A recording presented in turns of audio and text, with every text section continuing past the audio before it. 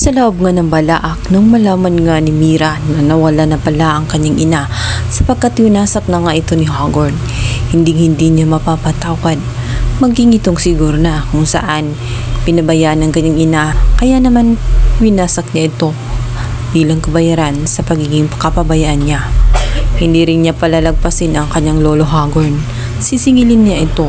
Nagulantang si Hagorn matapos makita nga itong si Mira.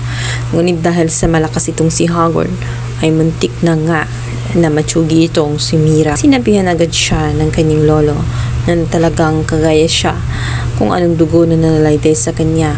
Sadyang napakawalang utang na loob niya, kagaya na lang kung ano ang kanyang inang si Perena. Kaya naman hindi niya hahayaan na mabuhay din itong si Mira sapagkat magiging alaala lamang siya ng kanyang anak na si Perena.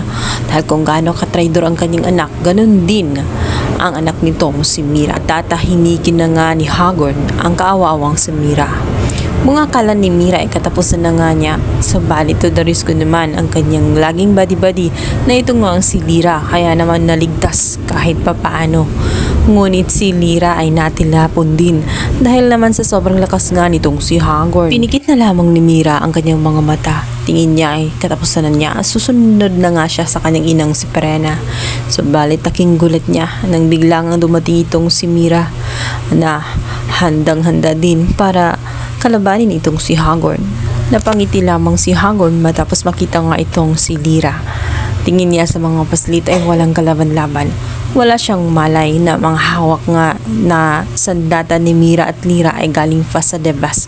Kaya naman malaki. Sa sobrang lakas nga nitong si Hagorn ay bigla na lamang natumba itong si Lyra. Akala niya ay katapusan na rin niya.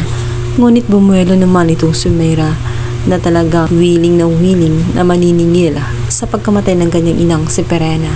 Dito na nga ay napuruhan niya nang biglang maglaho itong si Mira. Agad na nga niyang nasaksak itong si Hagorn, kaya tuluyan niya itong nuwasak.